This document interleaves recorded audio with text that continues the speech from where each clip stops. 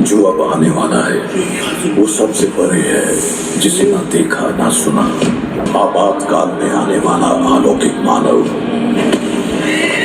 अग्नि के समान होता है। यदि वो हाथ थामे तो संरक्षण और हाथ छोड़ दे तो विनाश। আসসালামু আলাইকুম বন্ধুরা, রিসেন্টলি দেখলাম মালায়ালাম নতুন একটা মুভি নিয়ে অনেক আলোচনা হইতেছে, যে মুভিটার নাম হলো কাথানার। যদিও এটা মালায়ালাম মুভি, বাট এই মুভির অ্যাক্ট্রেস কিন্তু আনুশকা শেঠি। এখন এই মুভিটার স্টোরি কি হবে সেটা আমার জানা নাই। এই ট্রেলারটা দেখলে হয়তো বুঝতে পারবো যে এই মুভির স্টোরিটা কি হইতে পারে। যেহেতু সোশ্যাল মিডিয়াতে অনেক আলোচনা হইতেছে এই মুভিটা নিয়ে, সো অবশ্যই বিশেষ কিছু তো আছেই এই মুভিটার মধ্যে। যাই হোক আর কি, চলেন এখন ট্রেলারটা দেখে আসি। Let's start. ज्ञान के चाहे कितने भी रूप या स्रोत क्यों ना हो, कांथलूर शाला उसे खुले दिल से अपनाएगा। मैं जादू टोने में विश्वास नहीं रखता। वे चेतना के रहस्यमय गलियारों में भटकते रहते हैं। एक माया जाल जो सबको ऐसे आश्चर्यचकित कर देता है जिसकी कोई कल्पना भी नहीं कर सकता। ও তার মানে কি জাদু টোনার কাহিনী, যে জাদুর কথা বললো আর কি। হ্যাঁ, তো দেখা তো এরকম মনে হচ্ছে কিছুটা। वो आपकी आत्मा में समाकर हमेशा हमेशा के लिए आपकी यादों में बस जाएगा। चीरा सम्राट के चरणों में कुंजमन का विनम्र प्रणाम। Oh my God. जो अब आने वाला है वो सबसे परे है, जिसे ना देखा ना सुना। মানে ভিজুয়ালটা তো পুরাই হলো মানে ই লেভেলে লাগছে, হ্যাঁ, অলমোস্ট হলিউড লেভেলে লাগছে এই যে ভিজুয়ালগুলো। वो सबसे परे है जिसे ना देखा ना सुना।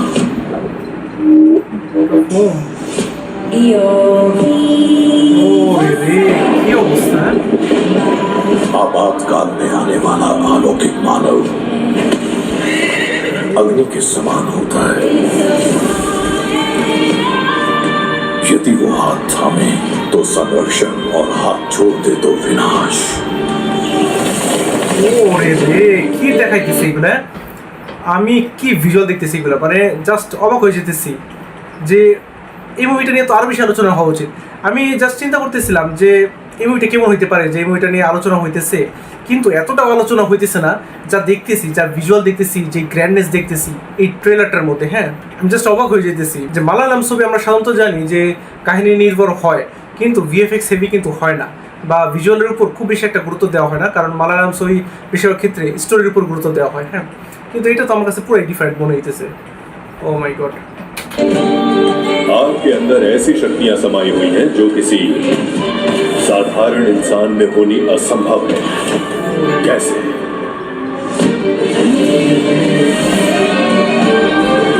हमारा विश्वास करें, विनाश खतरे में है। ওরে রে,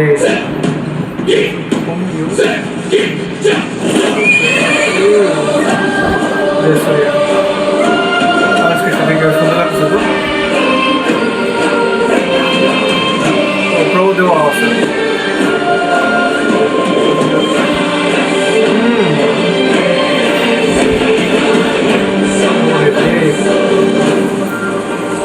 এই যে কালার গ্রেডিং গুলো, আমি জাস্ট কালার গ্রেডিং দেখে পুরো হলিউড লেভেলের ফিল পাইতেছি। হ্যাঁ, হলিউড মুভিতে সাধারণত এরকম লেভেলের কালার গ্রেডিং হয়। মানে কি করছে মালায়ালাম সিনেমা। হ্যাঁ,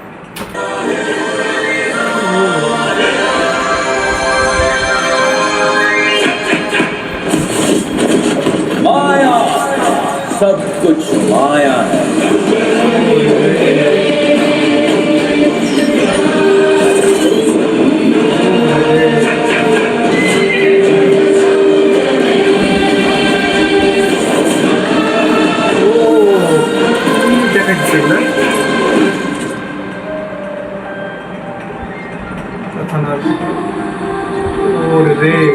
অনেক সুন্দর লাগতেছে তো আনুশকা শেঠিকে।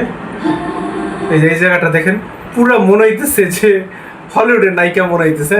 কি মানে এই সিনেমাটা কি মানে সারা পৃথিবীতে রিলিজ পাবে নাকি? মানে মনে হচ্ছে হলিউডের মানুষদের আকর্ষণ করার জন্য মানে ভিজুয়াল গুলো তৈরি করা হয়েছে, বা আনুশকা শেঠিকে এরকম লুক দেওয়া হয়েছে। হ্যাঁ, হলিউডের নায়িকার মতো কিছুটা মনে হইতেছে কিন্তু, তাই না?